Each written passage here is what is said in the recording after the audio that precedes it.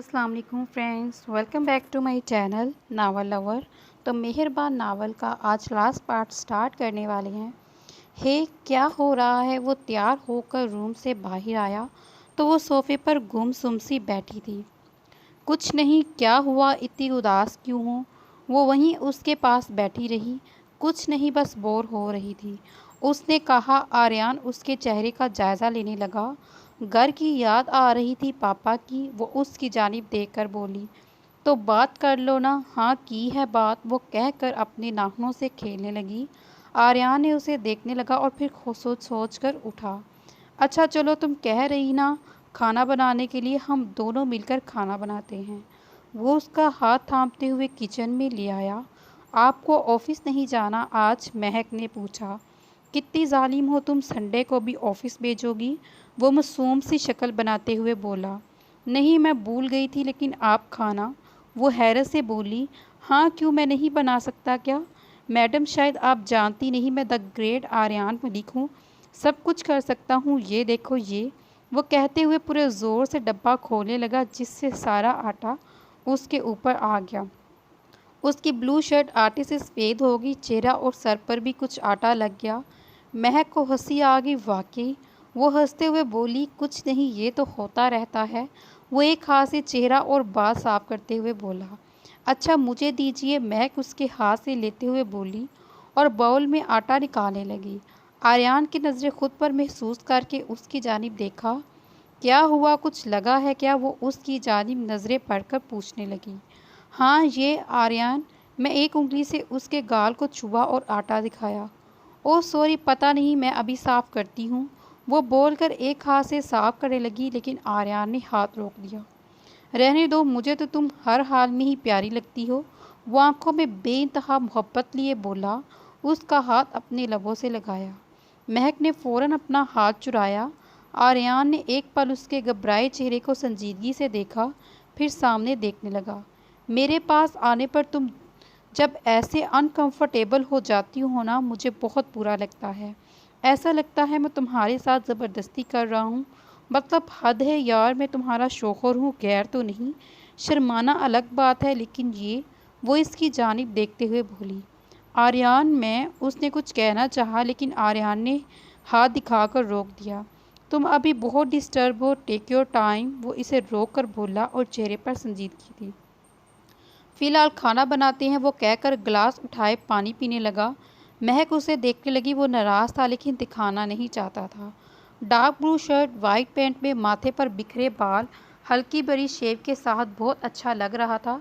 लेकिन नज़रें महसूस करके आर्यन ने देखा और इशारे से पूछा। कुछ नहीं, वो कहकर दूसरी जानिब देखने लगी। पहाड़ी के ऊपर रेस्टोरेंट था, जहाँ से सारे शहर का नज़ारा किया जा सकता था। आर्यन उसे डिनर के लिए वहाँ लाया ताकि अच्छा लगे। दोनों एक तरफ टेबल पर बैठे थे। शाम के खूबसूरत मौसम में वहाँ का मंजर बेहद खूबसूरत था। महक इस मंजर में पूरी तरह खोई हुई थी। आर्यन उसे खुश देखकर खुश हो रहा था। महक ने डार्क ब्लू और वाइट सूट पर वाइट जैकेट पहनी, हल्के मेकअप के साथ बिना किसी ज्वेलरी के बालों को खूबसूरत स्टाइल देकर खुला छोड़ दिया। आर्यन ने वाइट शर्ट पर डार्क ब्लू जीन्स और ब्लू जैकेट पहनी, बालों को स्टाइल से सेट किया और अपने मखसूस मुस्कुराहट के साथ दिलकश लग रहा था। वाह कितनी खूबसूरत जगह है। उसने अतराफ का जायज़ा लिया। हाँ लेकिन तुमसे कम ये सारे नज़ारे तुम्हारे आगे फीके हैं। आर्यन उसके चेहरे पर नज़रें जमाए प्यार से बोला। बस बस, उसने हंसते हुए कहा। तुम्हें मेरी बात बनावटी लगती है ना? वो खुफ्तगी से बोला। नहीं तो मुझे तो आपकी बातें बिल्कुल ठीक लगती हैं, क्योंकि आप द ग्रेट आरान क्योंकि आप द ग्रेट आर्यन मलिक हो। आपकी बात गलत हो ही नहीं सकती। वो बिना पलके जमाए मासूमियत से बोली। क्या हूँ मैं? वो थोड़ा सा उठकर उसकी जानिब झुका और पूछा। The great Aryan Malik. उफ मार डाला। वो सीने पर एक हाथ रखे, आंखें बंद करके गिनने के अंदाज में कुर्सी पर बैठा। महक की हंसी छूट गई और वो मुस्कुराने लगी। ऐसे हंसती रहा करो, बहुत अच्छी लगती हो। वो धीमे और प्यार भरे लहजे में बोला। एक लड़की वहां आई और आर्यन को मुखातिब किया। आर्यन भी उसे देखकर हैरान हुआ और कुर्सी से उठा। हे आर्यन। ओ हाय। वो भी हंसकर उससे गले मिला। कैसी हो? आर्यन ने मुस्कुराते हुए पूछा। मैं बिल्कुल ठीक हूँ, तुम कैसी हो? मैं भी बिल्कुल ठीक हूँ। उसे दोनों को एक दूसरे से मुतारिफ कराया, नहायत ही खुशदिली से हाथ लगाया, आगे बढ़ाया और महक ने भी मुस्कुराकर इससे हाथ मिलाया। आर्यान ने इसे भी अपने साथ डिनर करने की ऑफ़र की। पहले तो उसने इनकार किया लेकिन फिर कबूल कर लिया।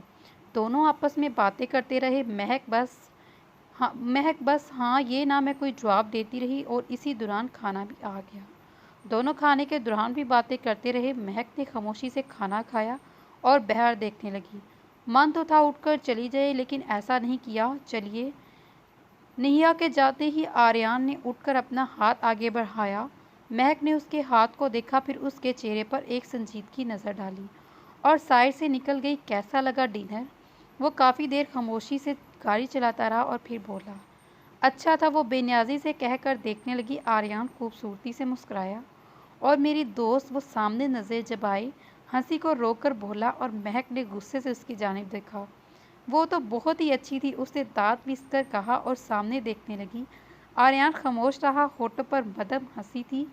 बीवियां जब जेलस होती हैं तो कितनी क्यूट लगती हैं। वो इसकी जानिब देखकर बोला, मैं जेलस नहीं हो रही। वो उसकी आंखों में देखकर जताते हुए बोला, लेकिन मैंने तुम्हारा कहाँ कहा है? आर्यान उसकी जानिब झुकते हुए कहा और धीरे से हंसा। दोबारा सामने देखने लगा। सच में क्यूट लग रही हो, लेकिन वो बहुत ज़्यादा क्यूट है। वो कुछ डर के बोला, तो जाइए ना, इसके साथ रहिए, उसकी तारीफ करिए, उसी को घुमाएं, मुझे क्यों लेकर आए हैं? वो गुस्से से बोली, तुम बीवी जो हो, लेकिन अब अपनी जगह। अगर ऐसे दूर रहें तो बंदा दूसरी जानिब तो अट्रैक्ट होगा ही ना।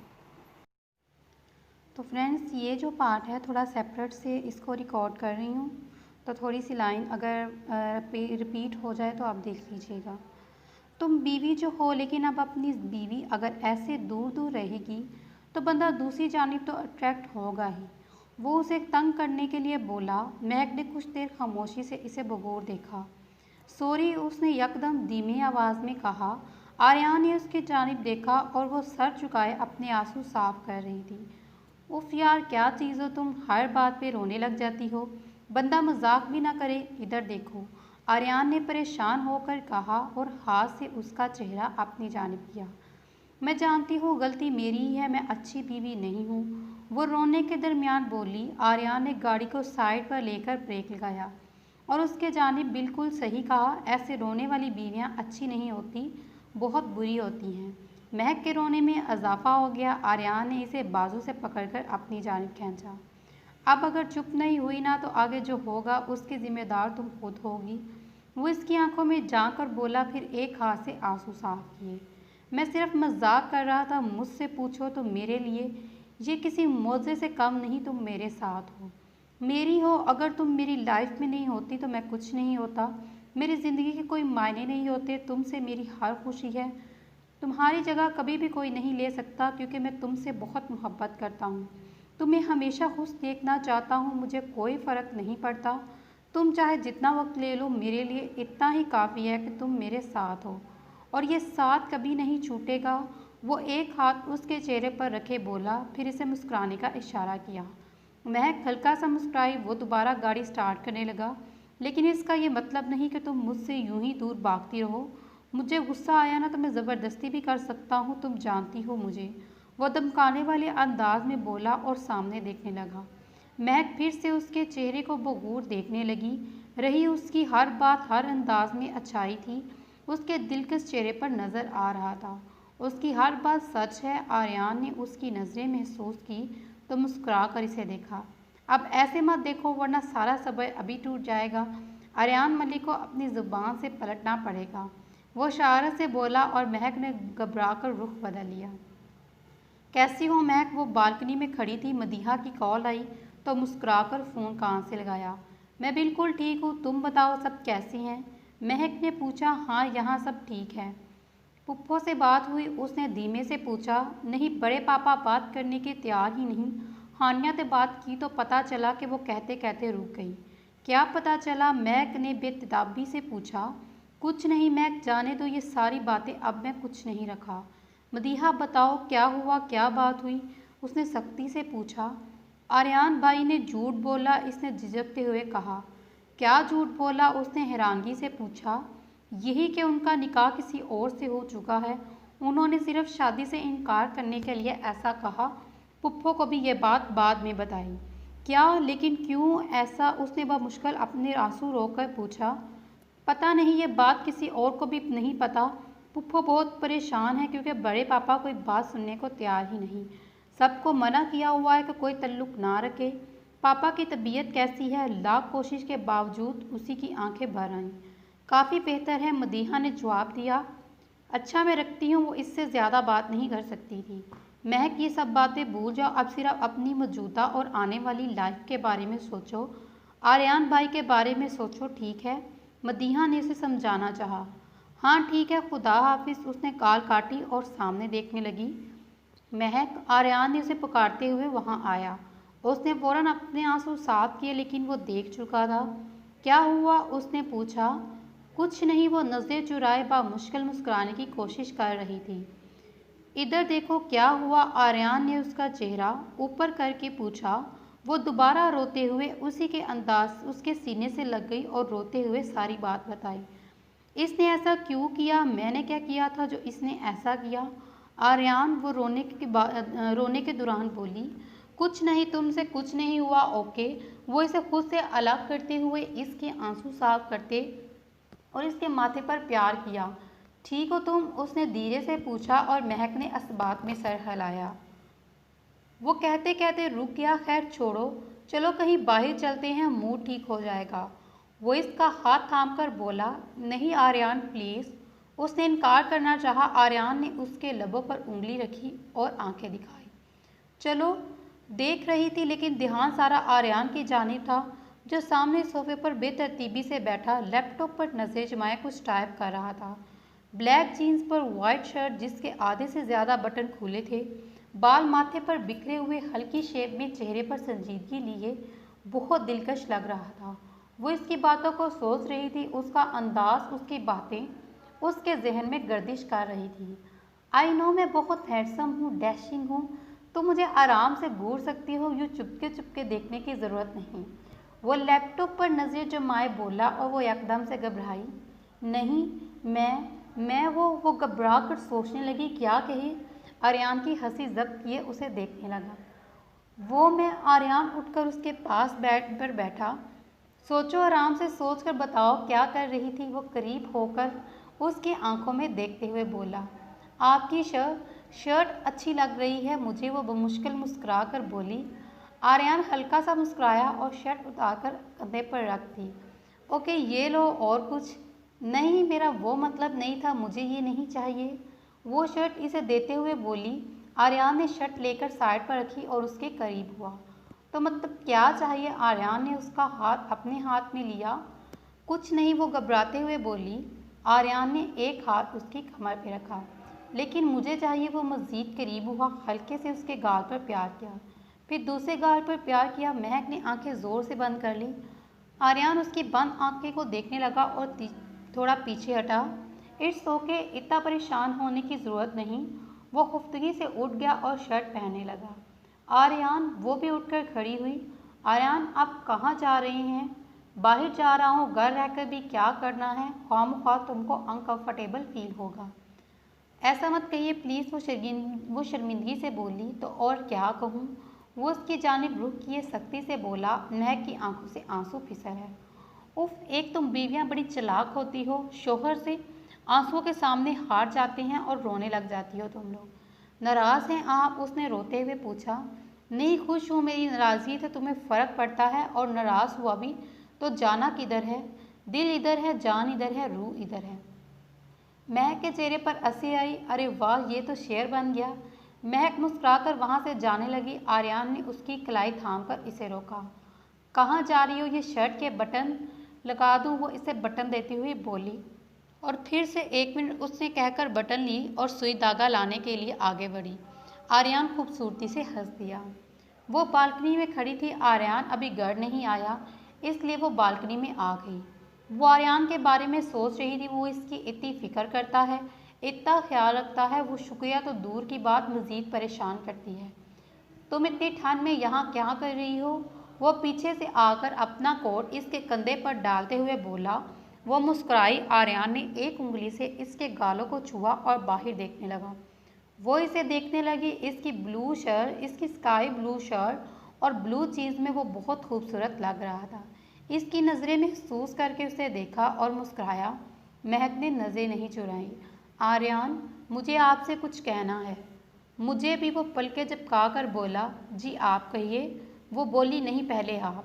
आर्यन ने उसकी जानिब उंगली करके कहा, नहीं पहले आप। मेरी बात ज़रा लंबी हो सकती है, मेरी बात ज़रा मोटी हो सकती है।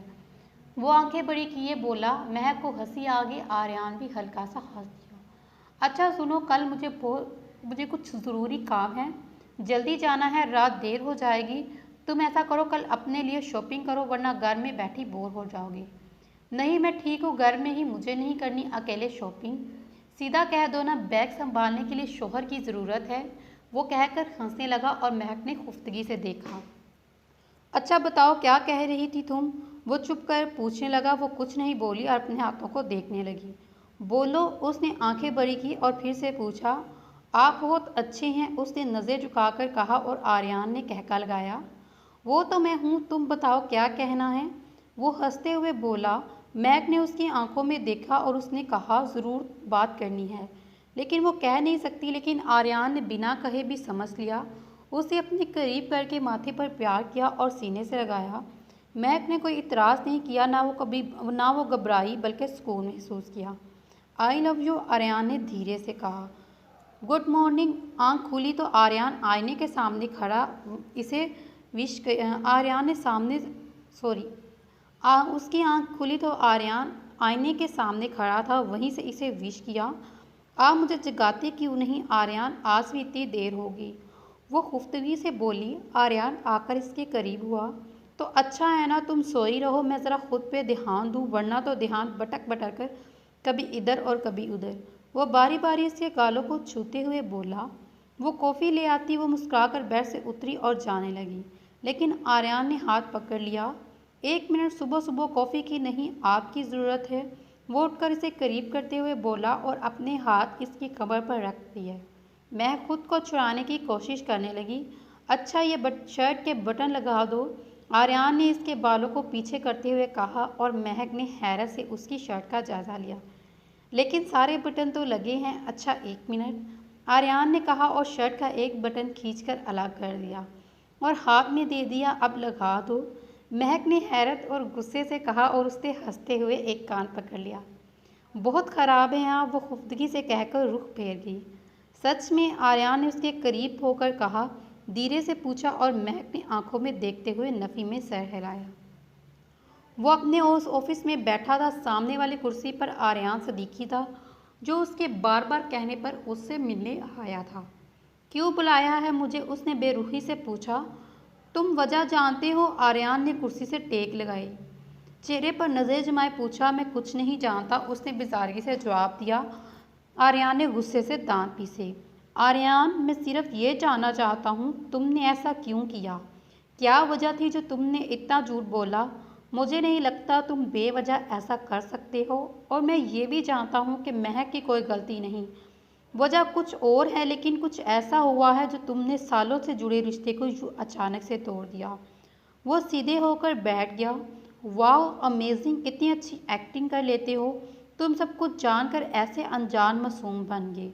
उसने तंजिया हंसते हुए कहा। फॉर गॉड सेक, मुझे कुछ नहीं पता। मैं पागल नहीं हूँ जो खामोखा तुम्हारे पीछे वक्त बर्बाद करूँ। मैं सिर्फ इस उलझन से निकलना चाहता हूँ, इसलिए तुमसे वजह पूछी। वो गुस्से से बोला। वजह तुम हो, तुमने किया है ये सब अपने बाप के साथ मिलकर। बहुत बड़े लोग हो ना तुम लोग द मलिक, उसने दांत पिसते हुए कहा। साफ और सीधी बात कहो, वो उठकर गुस्से से बोला। सीधी बात ये है कि ये सब करने के लिए मुझे तुम्हारे डैड ने मजबूर किया, मुझे धमका कर मुझसे झूठ बुलवाया, शादी तोड़ने पर मजबूर किया, और तुम भी इसमें बराबर के शरीक हो। क्या बकवास है ये? आर्यन ने उसके कॉलर पकड़कर खींचते हुए कहा। उसने एक झटके से कॉलर छुड़ाए। बकवास? जाकर पूछो, जवाब मांगो, उलझन दूर करना चाहते हो ना? उसकी तो अब अपने डैड से सवाल करो। और बताओ उनके कोई ज़िम्मेदार है इसकी मेरी फैमिली का सवाल नहीं होता तो मैं कभी ऐसा नहीं करता। झूठ बोल रहा है तुम, उसने इसे तनकीदी नज़रों से कहा। मेरे पास झूठ बोलने की कोई वजह नहीं, लेकिन उनके पास ये सब करने की बहुत बड़ी वजह थी। उन्होंने ऐसा किया क्योंकि ये बात तुम भी बहुत अच्छी तरह से जानते हो और मैं भी। वो उठकर खड़ा हो गया। आर्यान ने पहली बार इससे इस लहजे में बात की, इसलिए बहुत ख़राब लगा।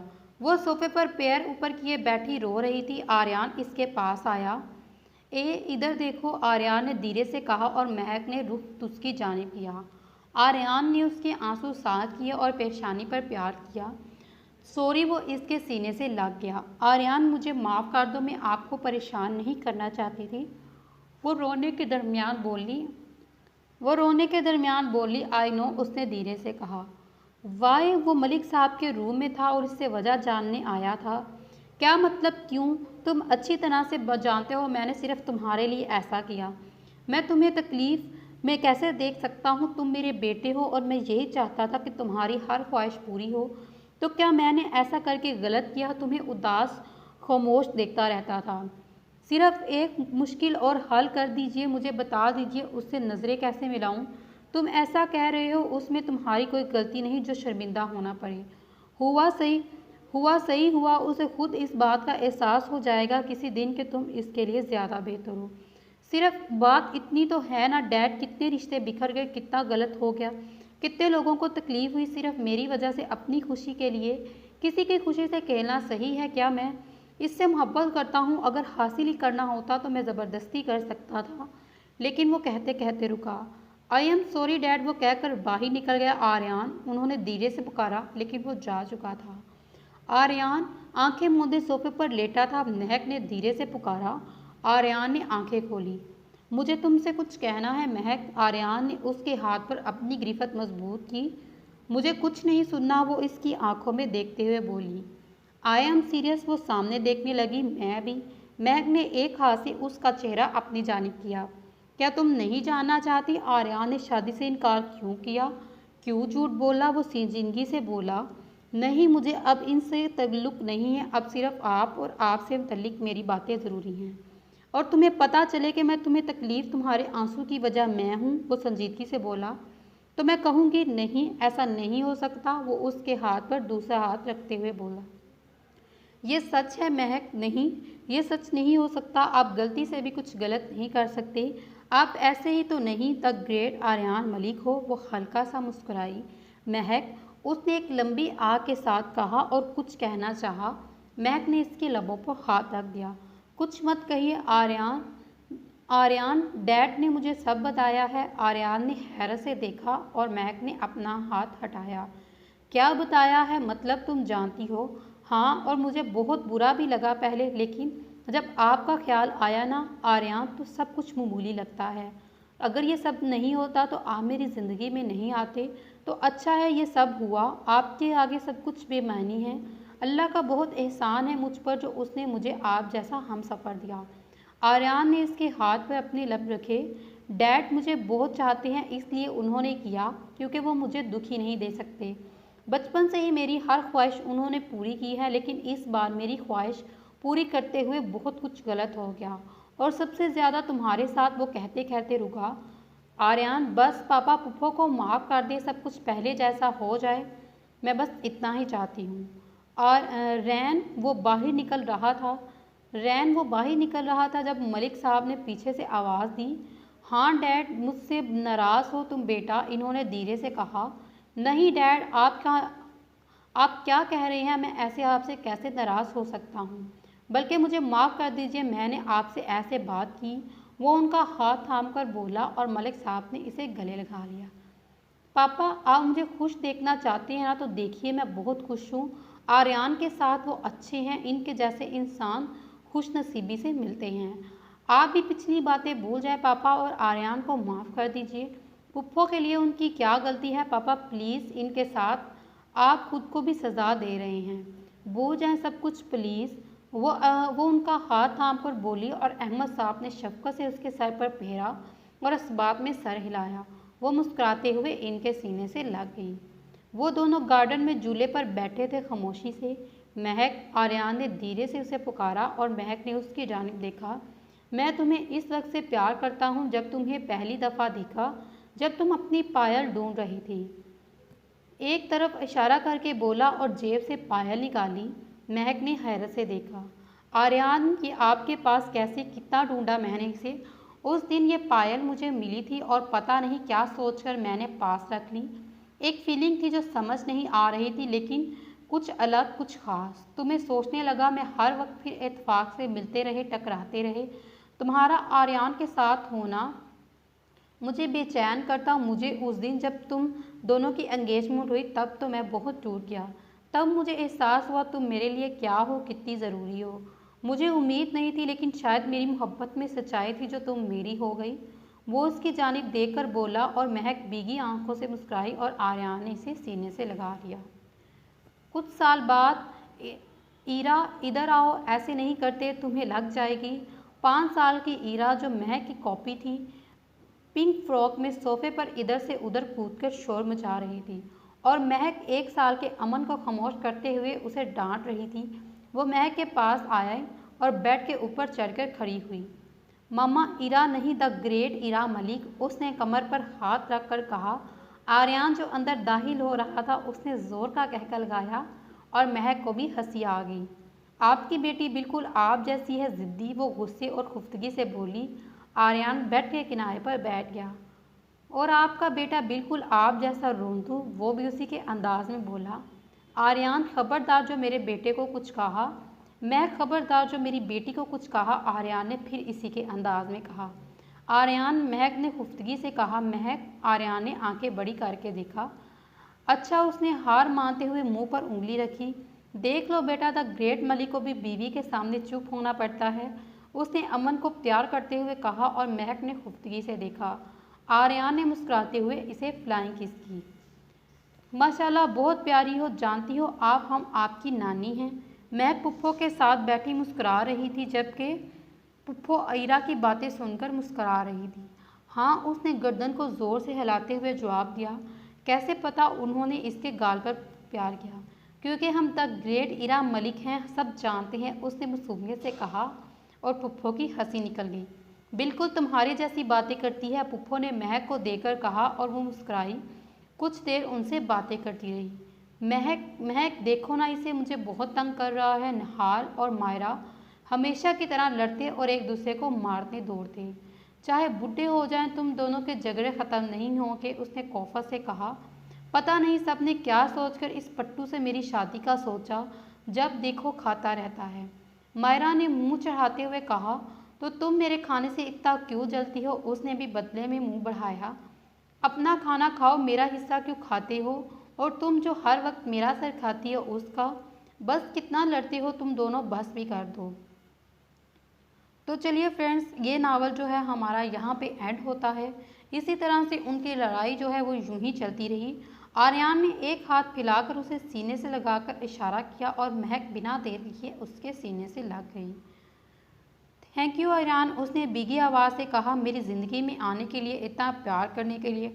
आपका भी शुक्रिया महक, आर्यन मलिक, मुझे और मेरी ज़िंदगी को मुकम्मल करने के लिए। आई लव यू, उसने अपने लब महक के माथे पर रखे और एंड। तो इस नावल का अख्ताम यहाँ पे होता है और अब नेक्स्ट नावल जो है वो इंशाल्लाह कल नहीं तो परसों जो है वो जो न्यू नावल तो जो न्यू नावल जो है वो एक यूज़र ने बताया हुआ है, अब उनका वो नावल जो है वो हम रीड करेंगे। तो वीडियो को लाइक करना बिल्कुल मत भूलिएगा। मिलते हैं अगली वीडियो में, तब तक अपना ख्याल रखिएगा। अल्लाह हाफिज़, टेक केयर।